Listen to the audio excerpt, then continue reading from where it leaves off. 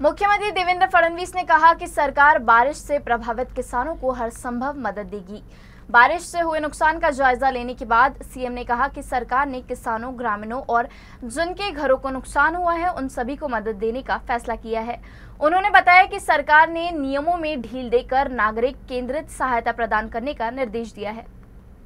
मुख्यमंत्री ने कहा कि एक दिन पहले ही सरकार ने लगभग 2000 करोड़ रुपए जारी किए हैं। हम किसानों को तो मदद करेंगे ही, साथ ही उन लोगों की भी सहायता करेंगे जिनके घर और अनाज को नुकसान हुआ है। उन्होंने आश्वासन दिया कि दिवाली से पहले सभी प्रभावितों को सहायता राशि मिल जाएगी। ओला दुष्काल यानी गीला सूखा घोषित करने की मांग पर फडणवीस ने कहा कि ओला दुष्काल एक बोलचाल की भाषा है। उन्होंने कहा कि बारिश के कारण हुए नुकसान की पूरी भरपाई की जाएगी और किसानों को सूखाग्रस्त क्षेत्रों में दी जाने वाली सभी रियायतें मिलेगी। उन्होंने बताया कि केंद्र सरकार भी मदद करेगी और एनडीआरएफ को एडवांस फंड दिया गया है, जिसका उपयोग शुरू हो चुका है। सीएम फडणवीस ने कहा कि प्रकृति का चक्र बदल रहा है और जलवायु परिवर्तन का असर दिख रहा है, जिस पर ध्यान देना आवश्यक है। उन्होंने आश्वासन दिया कि बारिश में बही हुई जमीन के लिए भी अतिरिक्त सहायता दी जाएगी।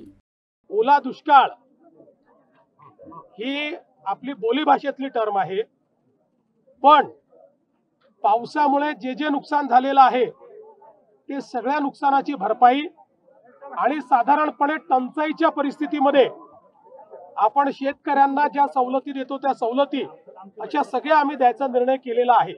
त्याच्यामुळे सगळ्या प्रकारच्या सवलती आम्ही देऊ। तातडीची मदत हा महत्त्वाचा विषय आहे। ती तातडीची मदत पहिल्यांदा शेतकऱ्याच्या खात्यामध्ये देण्याचं काम आम्ही करू आणि केंद्र सरकारही मदत करणार आहे।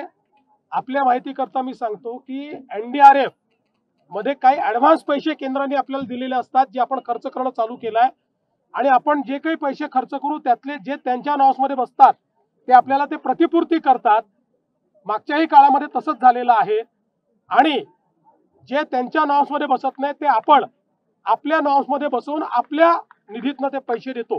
त्यामुळे या ठिकाणी काल मंत्रिमंडळात चर्चा झालेली आहे आणि याकरता जो काही निधी लागेल तो देण्याचं आश्वासन मंत्रिमंडळाने दिलेलं आहे।